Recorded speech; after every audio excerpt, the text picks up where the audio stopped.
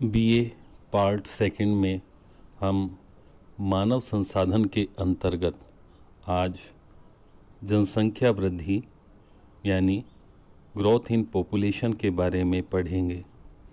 हम जानते हैं कि प्राचीन काल से लेकर वर्तमान तक जनसंख्या में भारी बदलाव आया है, यानी कि काफ़ी वृद्धि हुई है। प्रागैतिहासिक काल में मानव की जनसंख्या बहुत ही धीमी गति से बढ़ी। जलवायु कठोर, भ्रमणशील जीवन और निम्न पोषण, ये सब जनसंख्या की वृद्धि में बाधक थे। इस तरह से अगर हम इसको विभिन्न चरणों में देखें तो जनसंख्या वृद्धि का प्रथम चरण ईसा से 8000 वर्ष पूर्व माना जाता है। तब पूरे विश्व की अनुमानित जनसंख्या केवल 5 मिलियन थी और उस समय मनुष्य ने आखेट तथा वस्तु संग्रह के स्थान पर कृषि और पशुपालन करना शुरू कर दिया और कृषि से मनुष्य को खाद्य सामग्री प्राप्त होना सुनिश्चित हो गया। इससे भोजन मिला और मनुष्य के स्वास्थ्य पर अच्छा प्रभाव पड़ा।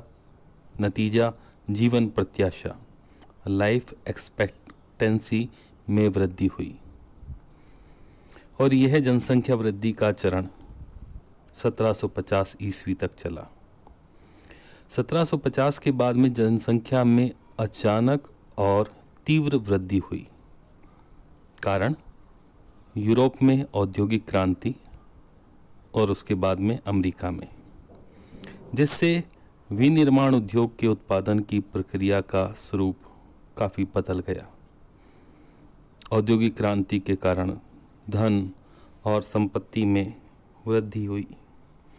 नई मशीनों से कृषि उत्पादन में भी वृद्धि दर्ज हुई। इस तरह से इन सब के कारण से मनुष्य जीवन अधिक उन्नत और सुखी होता गया, जीवन स्तर ऊंचा हुआ और इस प्रकार से जनसंख्या वृद्धि तेजी से बढ़ी। जनसंख्या वृद्धि का तीसरा चरण द्वितीय विश्व युद्ध के बाद शुरू हुआ और ये जनसंख्या वृद्धि चिकित्सा के अंदर जो क्रांति हुई है, मेडिकल साइंस ने जो तरक्की की है, उसकी वजह से और विभिन्न देशों के अंदर सफाई, भोजन की प्राप्ति और साथ के अंदर जो पहले की महामारियां थी उनसे छुटकारा मिला, जिसके कारण जनसंख्या में वृद्धि हुई। इस तरह से ये जनसंख्या वृद्धि के विभिन्न चरण थे। अब जनसंख्या वृद्धि के जो कारण हैं उनके बारे में हम बात करते हैं।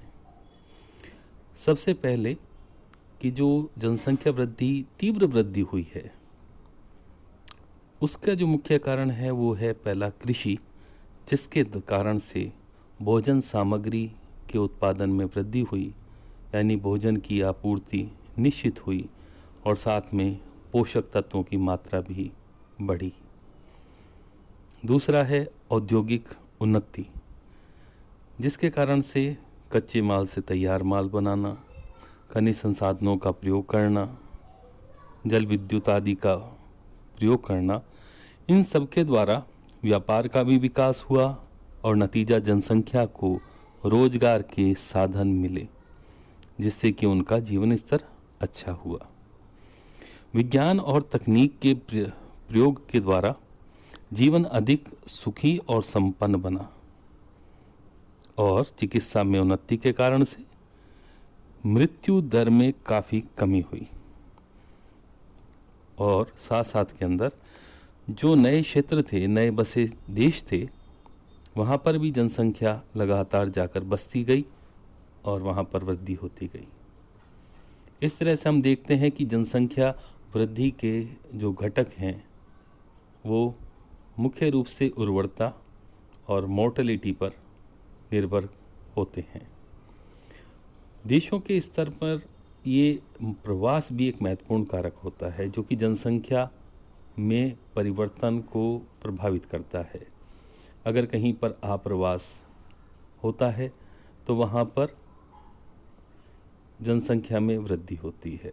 कहीं पर उत्प्रवास यानी कहीं से छोड़कर लोग दूसरी जगह पर जाते हैं तो वहाँ जनसंख्या में कमी होती है। इस तरह से प्राकृतिक वृद्धि होती है जब जन्म दर और मृत्यु दर, इन दोनों के जो अंदर अंतर है उसके द्वारा होती है। और दूसरा हमने बात की कि जो किसी भी क्षेत्र के अंदर प्रवास है वो इसको निर्धारित करता है, प्रभावित भी करता है। इस तरह से आज हमने जनसंख्या वृद्धि के बारे में मुख्य बिंदुओं के ऊपर चर्चा की है। अगली कक्षा के अंदर हम जनसंख्या के और जो पहलू हैं उनके बारे में पढ़ेंगे। Thank you.